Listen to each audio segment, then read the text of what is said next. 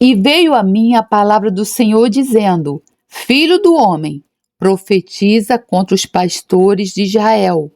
Profetiza e diz aos pastores: Assim diz o Senhor Jeová: Ai dos pastores de Israel que se apacentam a si mesmos. Não apacentarão os pastores as ovelhas? Comeis a gordura e vós vestis da lã, e degolais o cevado, mas não apacentais as ovelhas.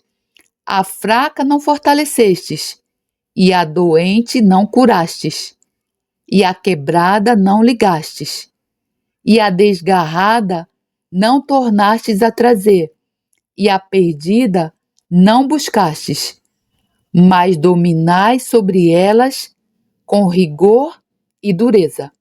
Ezequiel 34, 1 a 4.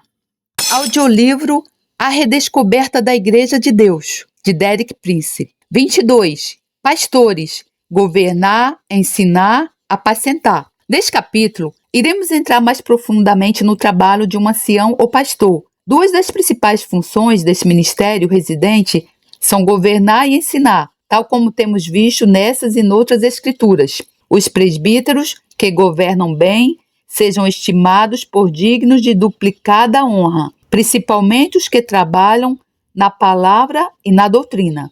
1 Timóteo 5,17. Lembrai-vos dos vossos pastores, que vos falaram a palavra de Deus, a fé dos quais imitai, atentando para a sua maneira de viver. Hebreus 13,7.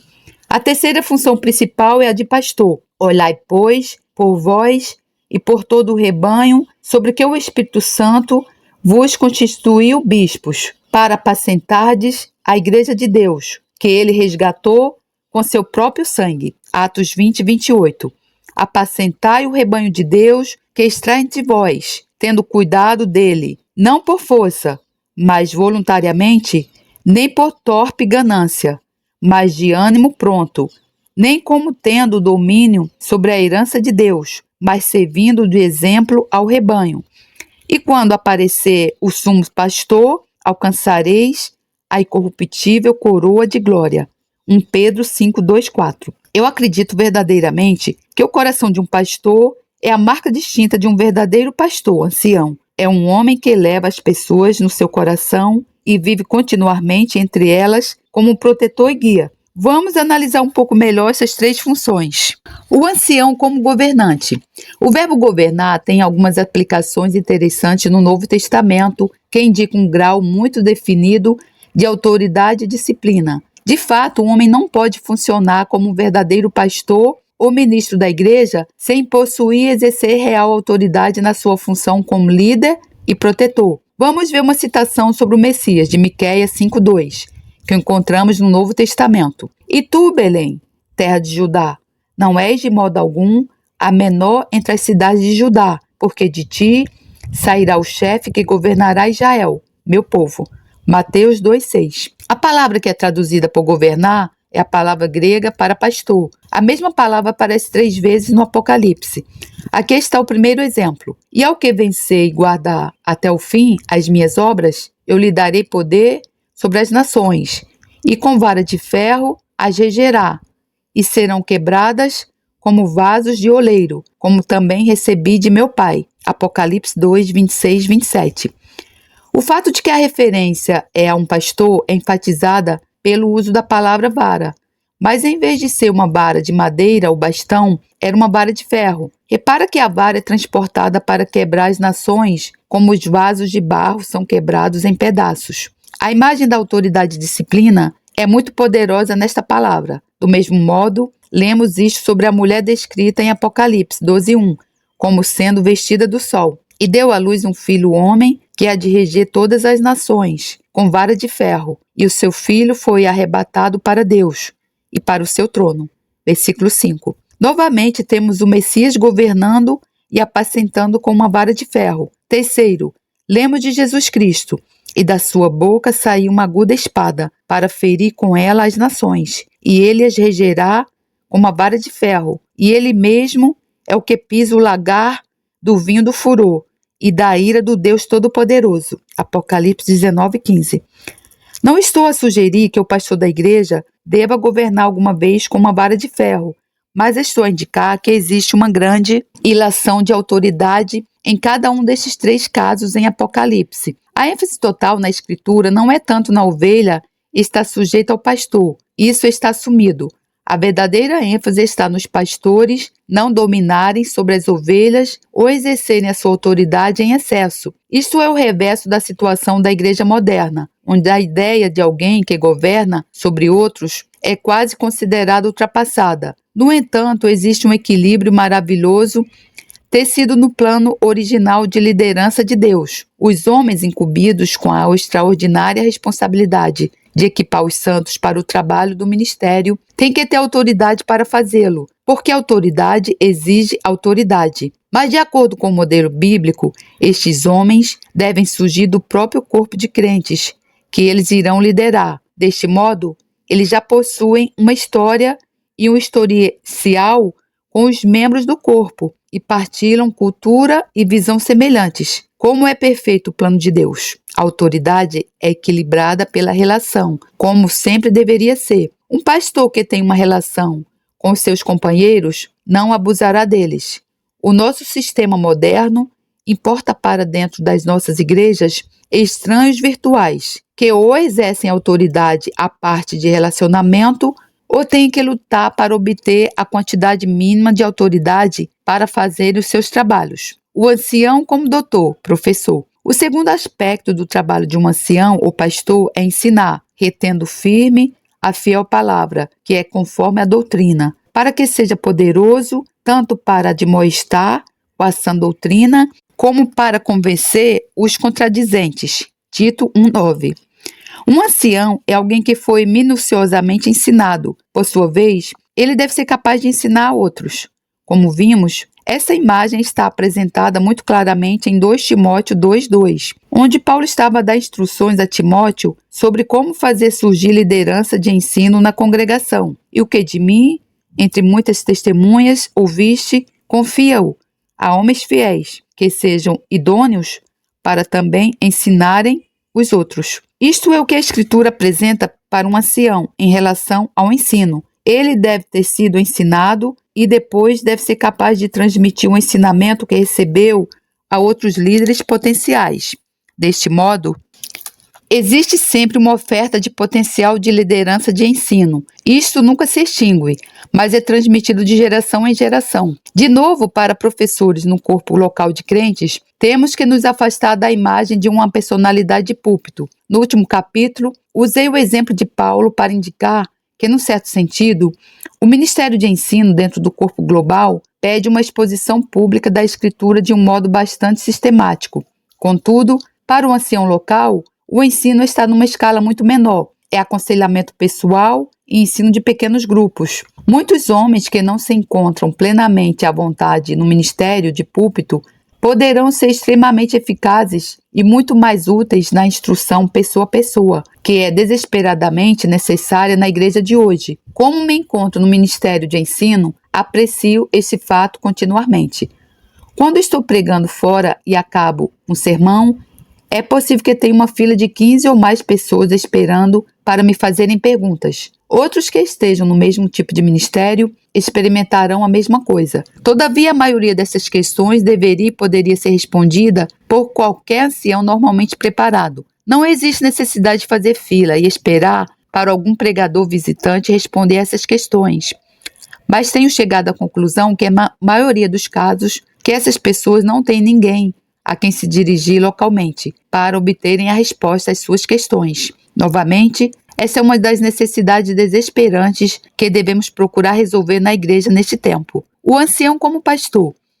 Gostaria agora de seguir para o papel do ancião como pastor, olhando para o mesmo ofício, mas tratando essencialmente como ministro. Já indiquei que Jesus é o modelo de cada ministério. Portanto, quando queremos um modelo do ministério de pastor, é bom começar com ele. O capítulo 10º do Evangelho de João fala do bom pastor. A palavra bom aqui não significa, em primeiro lugar, moralmente bom. Mais do que isso, significa eficiente, capaz, aquele que sabe o seu trabalho. Nas suas próprias palavras, Jesus descreveu como o bom pastor modelo. O que é que um pastor deve fazer? o que torna isso merecedor de ser estudado. Eu sou o bom pastor. O bom pastor dá a sua vida pelas ovelhas, mas o mercenário, que não é pastor, de quem não são as ovelhas, viu o lobo, e deixa as ovelhas e foge, e o lobo as arrebata e dispersa. Ora, o mercenário foge porque é mercenário, e não tem cuidado das ovelhas. Eu sou um bom pastor, e conheço as minhas ovelhas, e das minhas sou conhecido. Assim como o Pai me conhece a mim, também eu conheço o Pai, e dou a minha vida pelas ovelhas. João 10, 11 a 15. Aprendemos nesta passagem que a relação entre Jesus e o Pai é paralela à relação entre a ovelha e o pastor. Assim como eu conheço o Pai e o Pai me conhece, assim as minhas ovelhas me conhecem e eu conheço-as. Creio que esse é o verdadeiro sentido da passagem, o que dá muito mais significado a isso. A ênfase está em conhecer as ovelhas e ser conhecido por elas. É uma relação pessoal e íntima. Ainda tem outras ovelhas que não são deste aprisco.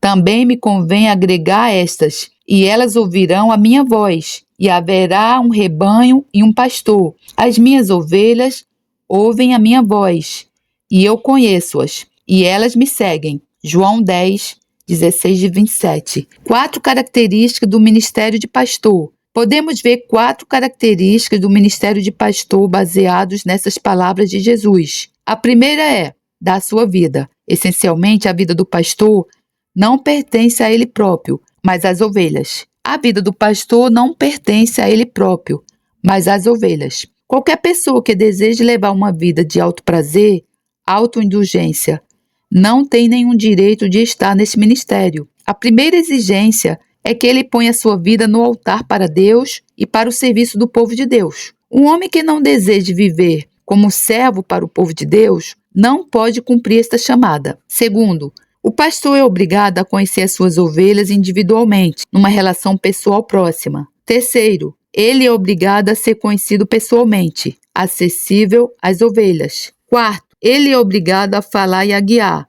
Por outras palavras, guiá-las pela fala. Jesus disse: as minhas ovelhas ouvem a minha voz, e elas seguem-me. Onde quer que existam cristãos, existe a necessidade de pastores com essas qualidades. Quando pastoreei uma igreja pela última vez, o que já foi há algum tempo, eu me comprometi a pregar sobre o ministério de pastor e preguei essencialmente o que estou a apresentar agora. Quando terminei, disse: quero dizer-vos que oficialmente sou o vosso ministro, sou o vosso pastor. Preguei-vos a partir das Escrituras aquilo que um pastor deve ser.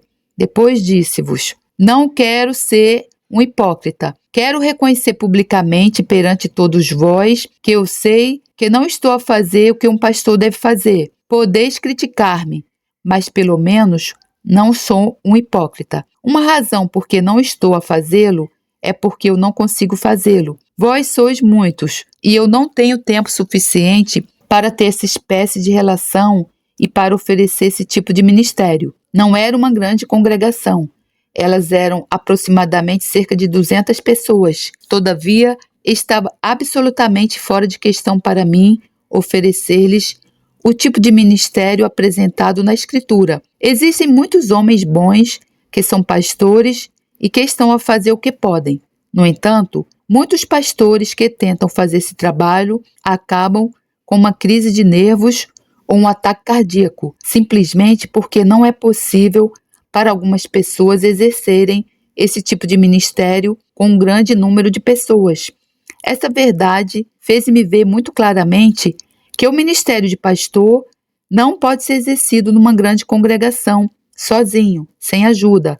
As pessoas devem ser separadas em pequenos grupos e cada grupo deve ter 1 ou 2 ou talvez 3 homens que são os seus líderes. Então os crentes podem aproximar-se de alguém que os conheça, que conheça os seus problemas, as suas circunstâncias familiares e as suas situações de negócios. Ele pode falar com eles de coração a coração e ajudá-los. Creio que cada cristão precisa de alguém a quem se possa dirigir para esse tipo de ministério. Essa é a maior, a mais gritante necessidade do povo de Deus por toda a nação hoje.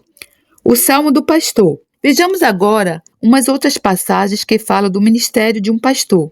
O Salmo 23, que é um salmo familiar para a maioria dos crentes, é chamado Salmo do Pastor e fala sobre o que um pastor faz pelas suas ovelhas, pondo-se ele próprio no lugar delas. Davi disse: O Senhor é o meu pastor, nada me faltará. Deitar-me faz em verdes pastos. Guia-me mansamente a águas tranquilas. Refrigera minha alma. Guia-me pelas veredas da justiça, por amor do seu nome. Versículos 1 a 3. Estes versículos revelam duas responsabilidades de um pastor.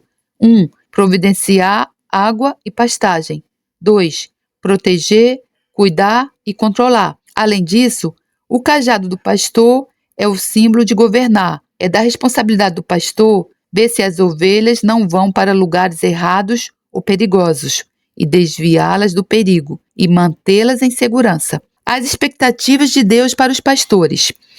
Existe uma passagem muito poderosa em Ezequiel, onde Deus se pronunciou por causa dos pastores de Israel. Este foi um relato muito solene e triste. E ele censurou-os por não terem feito o que deviam fazer como pastores, o que indica o que o Senhor espera que um pastor faça. Existe um pensamento muito discreto em que no final da presente dispensação haverá uma avaliação entre o Senhor e os pastores. Para alguns pastores professores, irá ser uma avaliação muito embaraçosa, considerando o que é esperado. E veio a minha palavra do Senhor dizendo: Filho do homem, profetiza contra os pastores de Israel. Profetiza e dize aos pastores: Assim diz o Senhor Jeová: Ai dos pastores de Israel que se apacentam a si mesmos. Não apacentarão os pastores as ovelhas? Comeis a gordura e vos vestis da lã, e degolais o cevado, mas não apacentais as ovelhas. A fraca não fortalecestes, e a doente não curastes, e a quebrada não ligastes, e a desgarrada não tornastes a trazer, e a perdida não buscastes, mas dominais sobre elas com rigor e dureza. Ezequiel 34, 1 a 4. A partir dessa passagem, podemos ver 6 coisas que o Senhor espera do ministério de pastor. 1. Alimentar o rebanho. 2. Fortalecer o que está fraco. 3. Curar o que está doente. 4. Ligar o que está ferido. 5. Trazer de volta o que se tinha extraviado. 6. Procurar o que está perdido. Em relação ao ministrar aos doentes, comparemos esta passagem com Tiago 5, 14 e 15. Está alguém entre vós doente? Chama os presbíteros da igreja e orem sobre ele, ungindo-o com azeite em nome do Senhor. E a oração da fé salvará o doente, e o Senhor o levantará, e se houver cometido pecados, ser-lhe-ão perdoados. Repara na receita do Novo Testamento para um crente que fica doente. Chama os presbíteros da igreja. Por outras palavras, os pastores. É da responsabilidade dos crentes chamar por eles. Não é responsabilidade do pastor procurar o que está doente. Depois, é responsabilidade do pastor ministrar-lhe, ungí-lo, instruí-lo, aconselhá-lo e orar sobre ele a oração da fé. Por isso, vemos que, de acordo com as Escrituras, curar faz parte do ministério de pastor. Em Isaías 56, 9 e 10, existe outra passagem, onde há uma controvérsia entre o Senhor e os pastores de Israel. Os pastores são referidos como atalaias, o que é um outro título frequentemente usado para esses líderes. Vós todos os animais do campo, todas as férias dos bosques, vinde comer. Todos os seus atalaias são cegos, nada sabem. Todos são cães mudos, não podem ladrar, andam adormecidos. Estão deitados e amam o tosquenejar. Existe ironia nesses versículos. A única responsabilidade de um cão de guarda é ladrar, ou dar sinal quando um lobo se aproxima do rebanho. No tempo de Isaías, o Senhor disse: Todos os meus pastores são como cães mudos, não conseguem ladrar. Tudo o que eles fazem é deitarem-se e dormir. No Novo Testamento, Jesus referiu-se aos falsos profetas como lobos. Acautelai-vos, porém, dos falsos profetas, que vêm até vós vestidos como ovelhas, mas interiormente são lobos devoradores. Mateus 7,15. Receio que muitas vezes seja esse o caso hoje em dia, em que falsos profetas e falsos ensinamentos chegam à igreja. Mas os pastores são cães de guarda mudos. Eles não dão sinal. Eles deixam simplesmente os inimigos do povo de Deus entrar no seu seio enquanto eles se encontram espiritualmente a dormir. O Senhor também falou a Ezequiel em termos de ser uma atalaia. A ti, pois, ó filho do homem,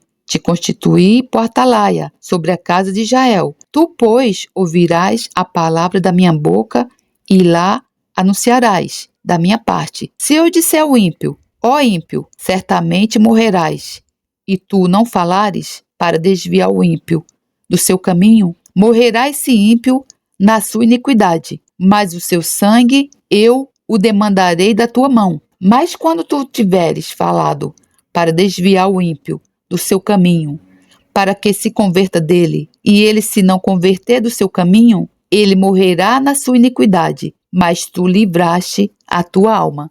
Ezequiel 33, 7, 9. Esta passagem pode estar relacionada do mesmo modo com o ministério de pastor. O Senhor disse que se um guarda é nomeado pelo povo e existe um perigo de guerra, é responsabilidade do guarda tocar a trombeta. Se a guerra chegar, o guarda tocar a trombeta e as pessoas forem mortas porque não prestaram ouvidos ao seu aviso, então é responsabilidade das pessoas. Mas se a guerra e o perigo chegarem e o guarda não tocar a trombeta, então ele assumirá a responsabilidade pelas pessoas que forem mortas. Podemos ver que existe aqui uma tremenda e solene responsabilidade. Deus disse que se um guarda espiritual falhar em alertar uma pessoa má e ela morrer no seu pecado, a pessoa má morrerá, mas o seu sangue será exigido das mãos do guarda. Tenho a certeza de que Paulo tinha essas palavras em mente quando falou com os anciãos na igreja de Éfeso sobre o seu próprio ministério entre eles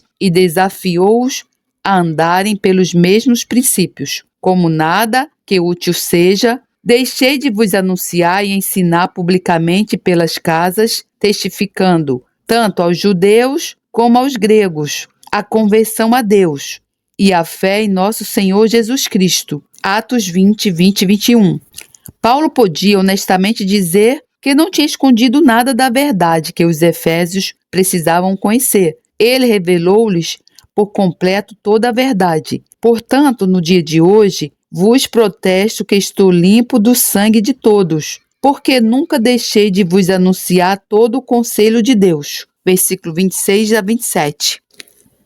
Deus controlará a pessoa que não transmitia sua verdade plena às almas dos que não foram alertados e não receberam os ensinamentos que deveriam ter recebido. Para mim, é uma coisa muito solene para que sejamos capazes de dizer: eu não me esquivei de te revelar o conselho total de Deus. O pastor tem a responsabilidade de anunciar o conselho total de Deus. É óbvio, a partir desta passagem, que Paulo deve ter experimentado alguma pressão que ele não consentiu. De fato, na igreja hoje, existem muitas pressões que poderão impedir uma pessoa de declarar o conselho total de Deus.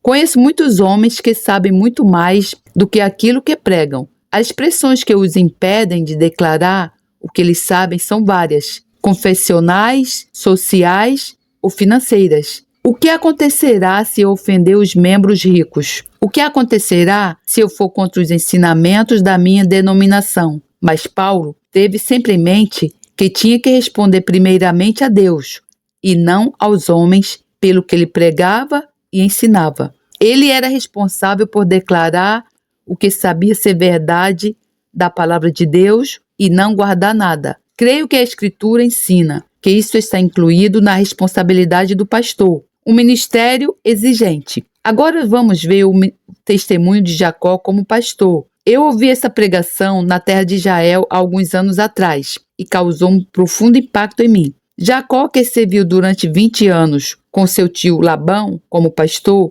descreveu o tipo de trabalho que fazia e a espécie de vida que levava. Estes 20 anos eu estive contigo. As tuas ovelhas e as tuas cabras nunca abortaram, e não comi os carneiros do teu rebanho. Não te trouxe eu o despedaçado, eu o pagava. O furtado de dia e o furtado de noite, da minha mão o requerias. Estava eu de sorte que de dia me consumia o calor, e de noite a geada, e o meu sono foi-se dos meus olhos. Gênesis 31, 38 ao 40. Na última parte desta passagem, Jacó estava a dizer: eu nem conseguia dormir de noite, porque eu era responsável por qualquer coisa que pudesse ser roubada enquanto estivesse sob o meu cuidado. Esta é uma imagem de uma chamada muito exigente. É isto precisamente o que é hoje o ministério de pastor. Penso que essa passagem compara-se bem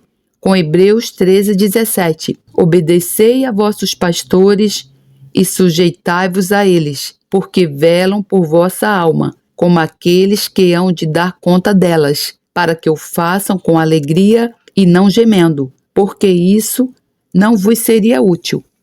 Os líderes da igreja têm que olhar diligentemente sobre as almas daqueles que estão sob o seu cuidado. As qualificações de um ancião, presbítero. Quais as qualificações de um ancião, presbítero ou pastor? O que é esperado dele de acordo com o modelo das Escrituras? Vamos, antes de tudo, para o Evangelho de João, onde Jesus falou com Pedro na praia do Mar da Galileia. A história por detrás desse encontro, claro, é que Pedro tinha sido um discípulo do Senhor e tinha prometido que, mesmo que todos pudessem abandonar Jesus, ele nunca o abandonaria. E Jesus avisou a Pedro: em verdade te digo que hoje, nesta noite, antes que o galo cante 2 vezes, 3 vezes me negarás. Marcos 14:30. Pedro não podia acreditar que isso fosse verdade, mas aconteceu exatamente desse modo. Por 3 vezes, ele disse publicamente que não conhecia Jesus e que não tinha nenhuma ligação com ele. Este é um acontecimento muitíssimo solene, porque na cena da ressurreição, quando o anjo se dirigiu às mulheres, a mensagem foi: mas ide, dizei a seus discípulos e a Pedro. Marcos 16:7. A indicação foi a de que Pedro já não era um discípulo. Por quê? Porque ele tinha negado que era um seguidor de Jesus, tinha feito a confissão errada e, como tal, tinha perdido seu direito ao título de discípulo. Ao leres a entrevista de Pedro com Jesus, descobrirás que Pedro não entendia o que o Senhor estava a fazer, mas o Senhor obteve dele a verdadeira confissão 3 vezes, para compensar as 3 vezes que ele tinha feito a confissão errada. Existe nesse incidente uma tremenda verdade acerca da confissão certa e errada. Muitas vezes, se dissemos ou fizemos a coisa errada, isso tem que ser cancelado pela confissão certa. Por exemplo, se nós não perdoarmos as pessoas, cancelaremos esta falta de perdão, perdoando-lhes. E isto é a verdade em relação a muitas outras coisas. Assim, Jesus lidou com Pedro com base no fato das 3 vezes que ele o tinha negado. E ele conduziu Pedro para fazer a confissão certa 3 vezes. Na base de cada confissão, ele incumbiu com o ministério de pastor para suas ovelhas. Vamos rever as palavras que Jesus usou.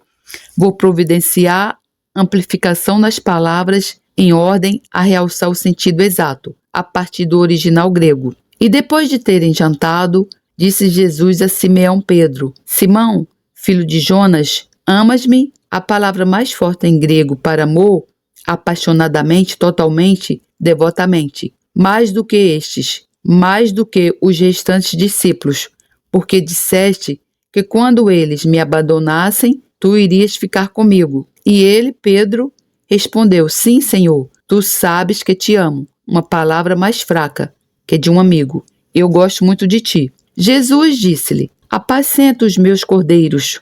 Com base nessa confissão, tornou a dizer-lhe 2ª vez: Simão, filho de Jonas, amas-me? Apaixonadamente, devotamente, disse-lhe: sim, Senhor, tu sabes que amo. Novamente, eu gosto muito de ti. Disse-lhe: apacenta as minhas ovelhas. Essa é a mesma palavra com a qual temos vindo a lidar, apacentar. Disse-lhe 3ª vez: Simão, filho de Jonas, amas-me? Desta vez, Jesus desceu ao nível de Pedro ao dizer: tu gostas de mim? Simão entristeceu-se por lhe ter dito 3ª vez: amas-me? E disse-lhe: Senhor, tu sabes tudo, tu sabes que eu te amo. Mas, de novo, eu gosto muito de ti. Jesus disse-lhe: apacenta as minhas ovelhas. João 21, 15:17. Eu acho as respostas de Pedro, de certo modo, divertidas, porque Pedro foi sempre tão impetuoso. Ele dizia habitualmente um pouco mais do que devia dizer. Todavia, aqui ele foi muito cuidadoso ao dizer um pouco menos. Vemos aqui nessa passagem 3 comissões: alimenta os meus cordeiros, apacenta, guia as minhas ovelhas e alimenta as minhas ovelhas. A instrução não é a mesma de cada vez. Repara que a exigência básica para tomar conta das ovelhas do Senhor não é a nossa atitude para com as ovelhas, mas a nossa atitude para com o Senhor. Amas-me, alimenta as minhas ovelhas. A exigência básica para tomar conta das ovelhas do Senhor não é a nossa atitude para com as ovelhas, mas a nossa atitude para com o Senhor. Tenho aprendido por experiência que um amor sentimental pelo povo de Deus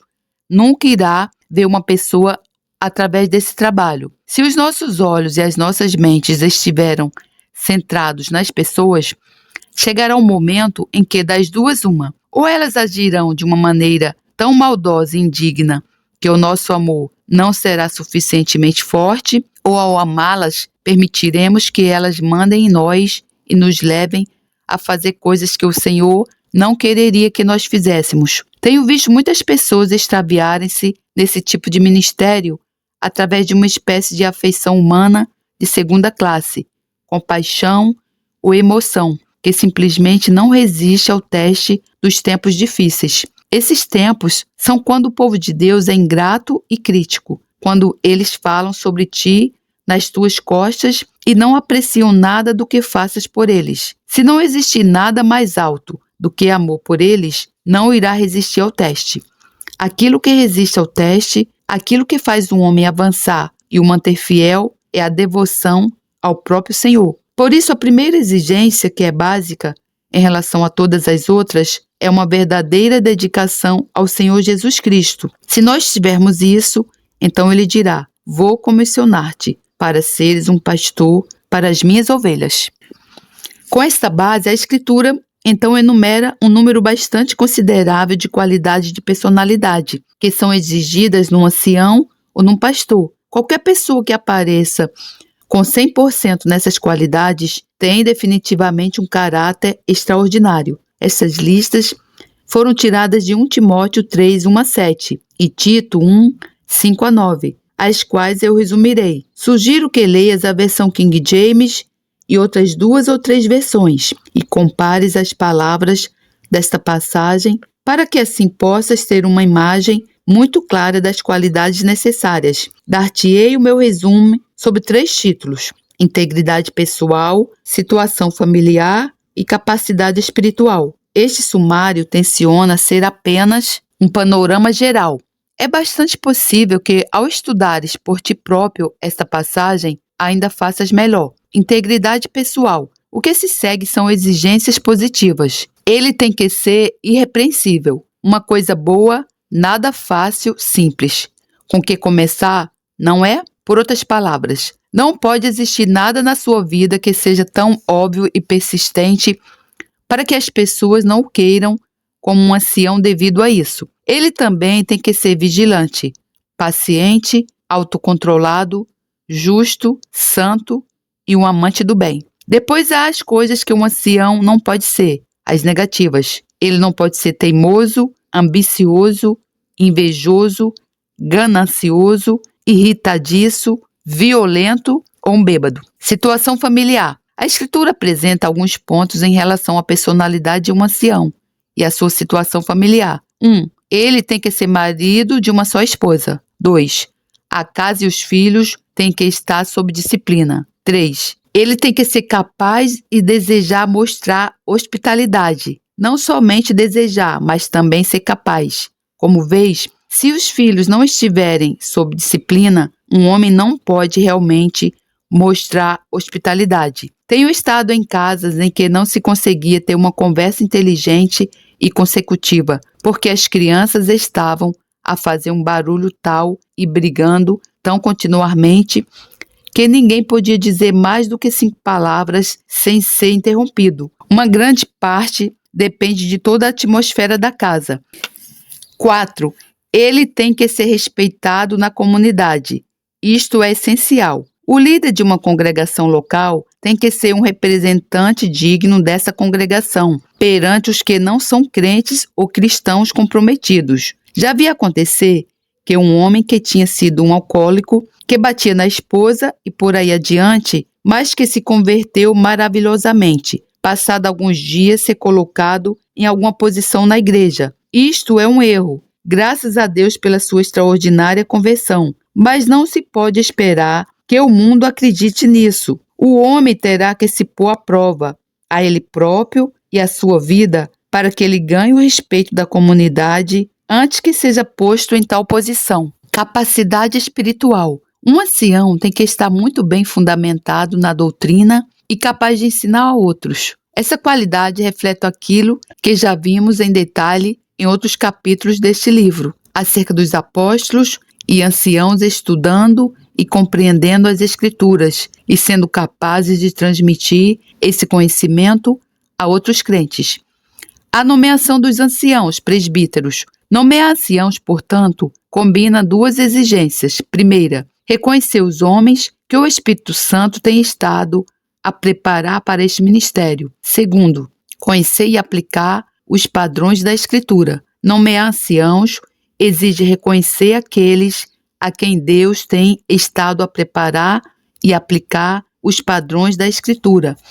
Isto não é feito por alguma revelação profética extraordinária, é feito pela aplicação do senso comum santificado, mais uma sensibilidade ao Espírito Santo, uma capacidade para reconhecer o que o Espírito Santo está a fazer nas vidas de homens e mulheres. Não é uma questão de obter uma afirmação profética que diga "você é um ancião" ou qualquer coisa assim. Isto é uma negação absoluta deste método. Se parecer que estou a insistir neste ponto, é porque eu já enfrentei situações em que esta mesma questão sucedeu. Um homem esteve numa cidade 3 ou 4 dias, deu umas voltas por lá, nomeou alguns anciãos e prosseguiu seu caminho. Isto é o contrário do que a Escritura apresenta. O homem que faz a nomeação tem que conhecer os homens. Ele tem que conhecer as suas vidas e ser capaz de julgar se chegaram a cumprir as exigências. Depois ele também tem que entender a mente do Espírito Santo. Serão estes homens aqueles que o Espírito Santo já começou a preparar para este ministério? Está claro, a partir do Novo Testamento, que um ancião não funciona plenamente numa congregação local antes de ser reconhecido especificamente como um ancião. Existem muitas escrituras que sublinham este ponto. Por exemplo, em Tiago 5,14 lemos: "Está alguém entre vós doente? Chama os presbíteros da igreja e orem sobre ele, ungindo com azeite em nome do Senhor." É inegável que, apesar de um homem ter todas as qualificações, ele pode ter o coração e ser preparado pelo Espírito Santo. Ele pode exercer plenamente esta função até ser oficialmente reconhecido dentro do corpo. É o reconhecimento que lhe dá a autoridade final de que ele precisa para funcionar deste modo. A minha conclusão é a de que nós não veremos surgir um presbitério válido do Novo Testamento até estarmos preparados para o reconhecer, chamá-lo pelo nome certo e abraçar todas as coisas que estão relacionadas com isso. Nós estaremos a dar um passo vital e revolucionário quando começarmos a fazer isto, tal como alguns de nós descobrimos de uma maneira muito direta e pessoal. Quanto mais estudo esta área de liderança da igreja, mais fico convencido que não podemos evitar estas coisas. Nós deixaremos a igreja ficar mal se não levarmos a cabo aquilo que Deus nos mostrou que fizéssemos. Remuneração dos anciãos presbíteros. Vamos agora considerar uma questão muito prática em relação à liderança espiritual. Como é que estes anciãos se sustentam a eles próprios? Algumas pessoas pensam que o dinheiro não é importante, mas eu não sou um desses. Por acaso, as pessoas falam assim somente na igreja, não em outro lugar. A Bíblia certamente não fala desse modo. Vamos olhar para 1 Timóteo 5, 17 a 18. Os presbíteros que governam bem sejam estimados por dignos de duplicada honra, principalmente os que trabalham na palavra e na doutrina, porque diz a Escritura: "Não ligarás a boca ao boi que debulha", e "digno é o obreiro do seu salário. É perfeitamente claro que Paulo estava a falar em termos de remuneração financeira e material para aqueles que têm a responsabilidade de serem anciãos. No Novo Testamento, a palavra honra não significa apenas inclinar-se ou conceder uma medalha, mas significa algo muito tangível e prático. Vamos ver alguns exemplos disso. Depois de Paulo e seus companheiros terem naufragado na ilha de Malta e terem rompido o ministério de cura, as pessoas mostraram a sua gratidão, os quais nos distinguiram também com muitas honras, e havendo de navegar, nos proveram das coisas necessárias. Atos 28:10. É muito evidente que eles foram honrados com coisas que eles podiam providenciar.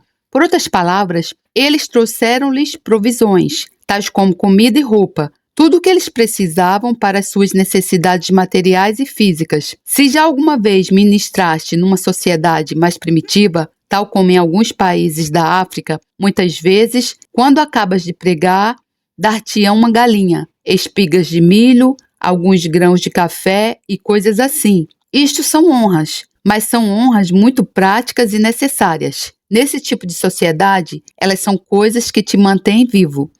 Encontramos o mesmo uso da palavra honra nos lábios de Jesus quando ele estava a repreender o povo religioso do seu tempo pela sua hipocrisia, porque Deus ordenou dizendo: honra teu pai e a tua mãe, e quem maldisser ao pai ou à mãe, certamente morrerá. Mas vós dizeis: qualquer que disser ao pai ou à mãe, é oferta ao Senhor, o que poderias aproveitar de mim, esse não precisa honrar nem a seu pai, nem a sua mãe. E assim invalidastes, pela vossa tradição, o mandamento de Deus.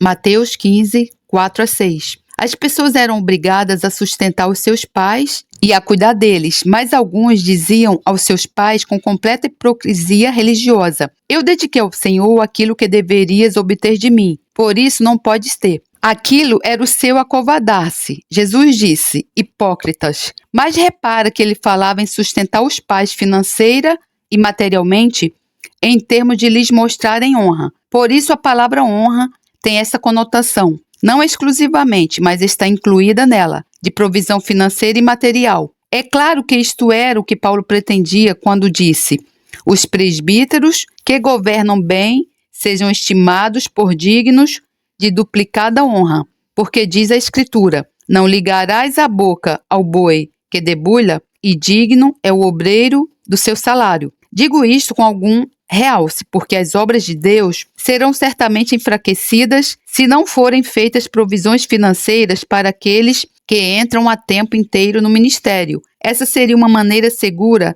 de conter a obra de Deus. As obras de Deus serão certamente enfraquecidas se não forem feitas provisões financeiras para aqueles que entram a tempo inteiro no ministério. Paulo também lidou com essa situação em 1 Coríntios 9. Repara nos princípios envolvidos nos 2 versículos seguintes. Poderás querer ler o capítulo inteiro para ti próprio. Quem jamais milita à sua própria custa? Quem planta a vinha e não come do seu fruto? Ou quem apacenta o gado, grego, aquele que guia um rebanho, e não come do leite do gado? Assim ordenou também o Senhor aos que anunciam o Evangelho, que vivam do Evangelho. Versículo 7-14. Não há soldado que vá para a guerra que tenha de providenciar para o seu próprio ordenado. Ele é sempre pago por quem ele vai lutar. Do mesmo modo, qualquer pessoa que tem uma vinha e trabalha nela para cultivá-la, também come do seu fruto. Assim também um pastor não abaterá o seu rebanho, mas pelo menos ele tirará o leite para o seu sustento. Se aqueles que ministram o Evangelho ao povo de Deus dedicam tanto tempo a ele que não possam ter um emprego, eles devem ser sustentados por aqueles a quem eles ministram. Existem certos setores da igreja que se vangloriam em que eles não têm um ministério pago.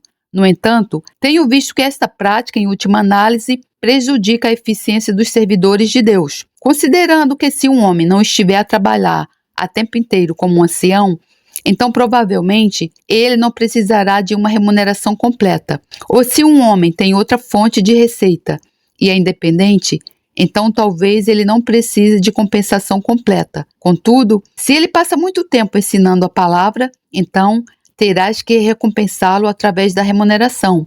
A remuneração de um ancião deve ser de acordo com a necessidade e a quantidade de tempo que ele gasta. O princípio é claro: as ovelhas requerem um pastor. Ao concluir este capítulo, deixa-me dar mais um aspecto tremendamente importante em relação aos anciãos. Existe um princípio que as ovelhas têm que ter um pastor. De acordo com as palavras da Escritura, em ambos o Antigo e o Novo Testamento, as ovelhas sem um pastor ficam dispersas, perdidas, exaustas, doentes e uma presa para os animais selvagens. Isso é um fato muito interessante. Podes deixar gado sem ninguém a tomar conta, mas não pode deixar ovelhas sem que haja alguém a tomar conta delas.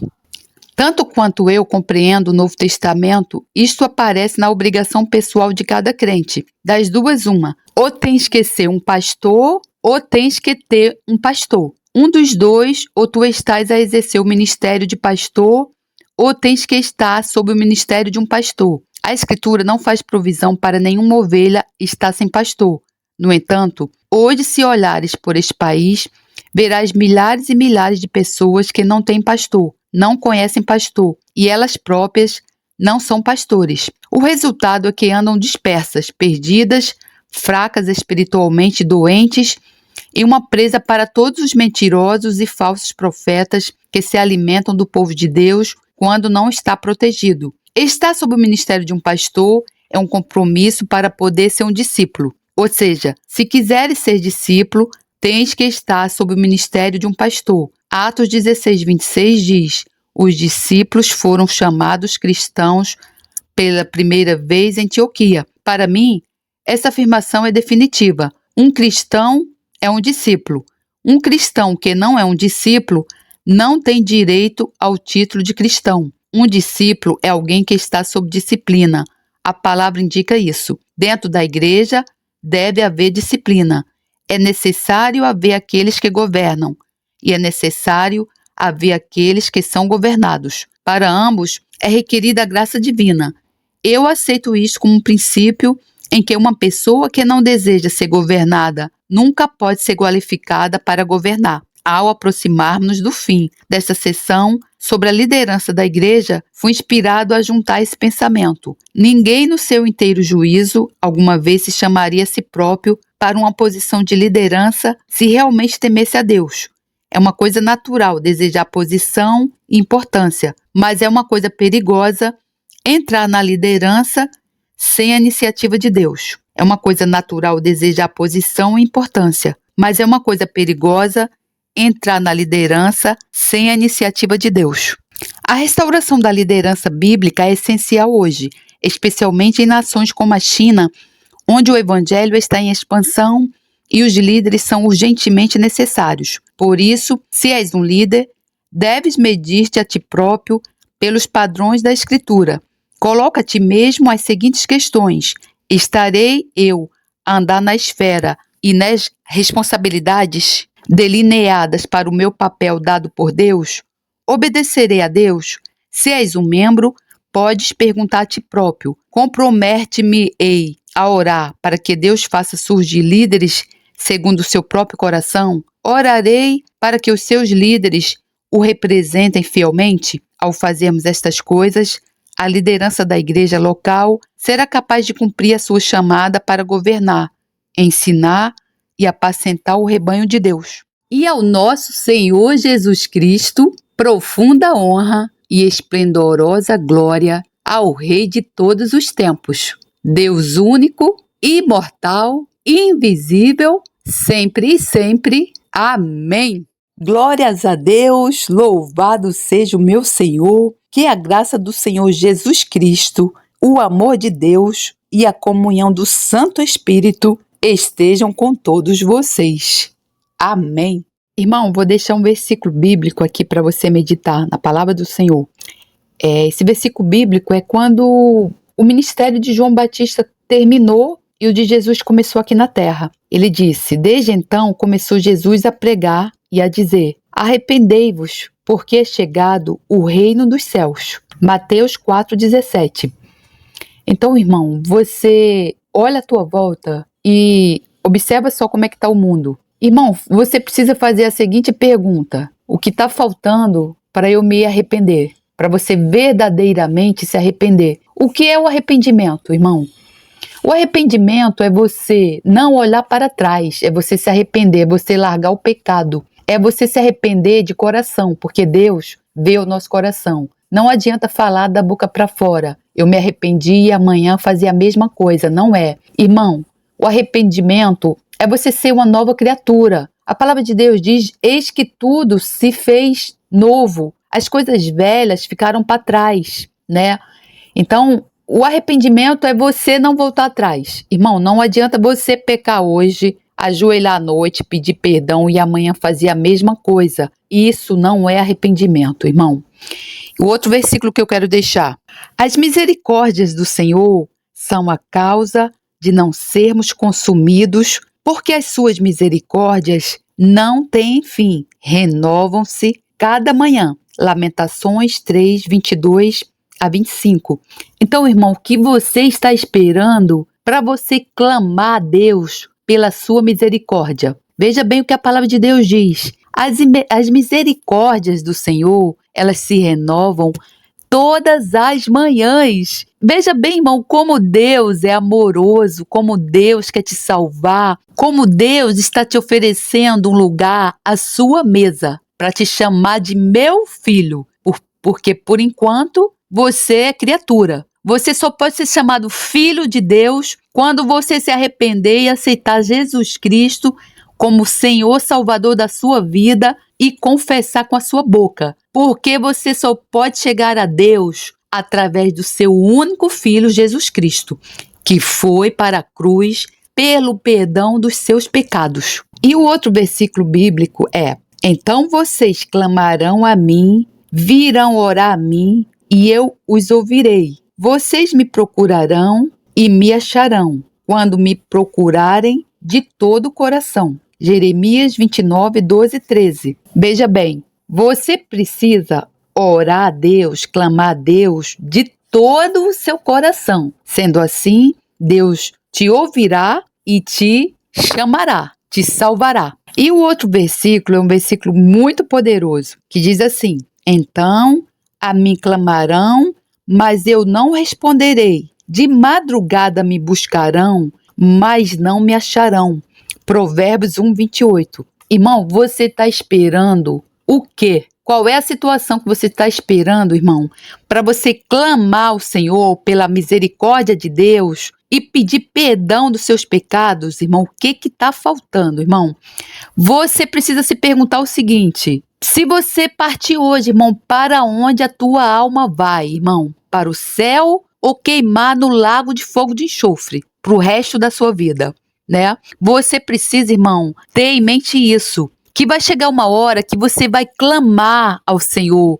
A sua vida vai estar com tanta iniquidade, tanto pecado, tanta rebelião contra Deus, que você, irmão, você pode clamar, você pode derramar lágrimas de sangue, que Deus não vai te escutar, irmão. Não deixa, irmão, para tu se arrepender quando tu estiver lá no leito da tua morte. Deus pode não te escutar. Apesar das misericórdias de Deus se renovarem todas as manhãs, Ele está te dando a chance de você a cada manhã se arrepender, se voltar para Deus e sair da tua rebelião. Não deixa, irmão, para fazer isso quando você estiver no leito da tua morte, porque não vai dar tempo. Pode não dar tempo e a tua alma padecer no lago de fogo de enxofre, irmão. Em nome do Senhor Jesus, medita nesses versículos e que Deus tenha misericórdia da sua vida e da sua alma.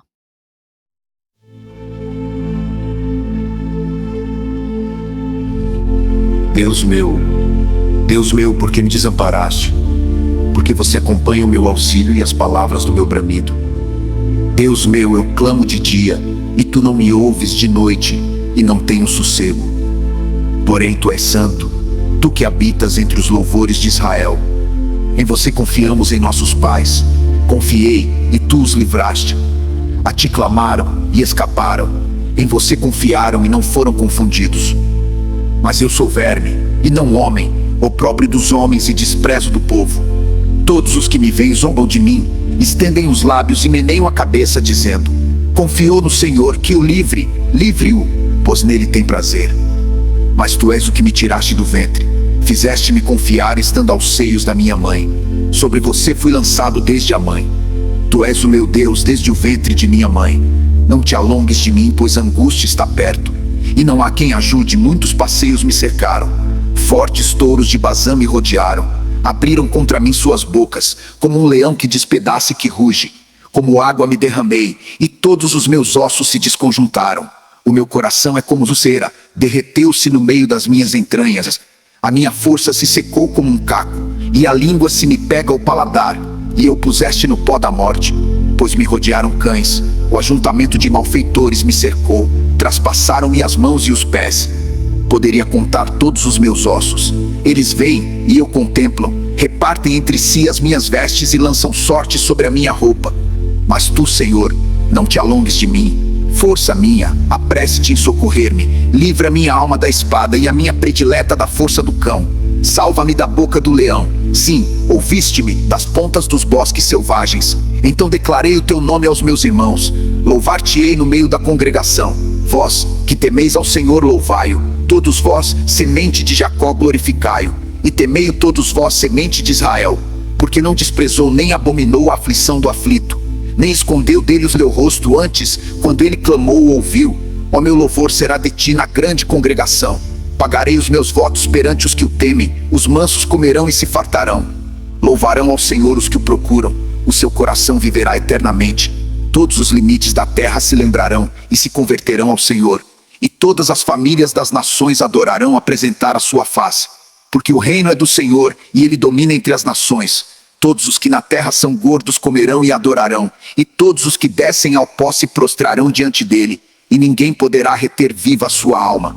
Uma semente o servirá. Será declarada ao Senhor a cada geração. Chegarão e anunciarão a sua justiça ao povo que nascer, porquanto ele o a fez. Deus meu, por que me desamparaste? Porque você acompanha o meu auxílio e as palavras do meu bramido. Deus meu, eu clamo de dia, e tu não me ouves de noite, e não tenho sossego. Porém tu és santo, tu que habitas entre os louvores de Israel. Em você confiamos em nossos pais. Confiei, e tu os livraste.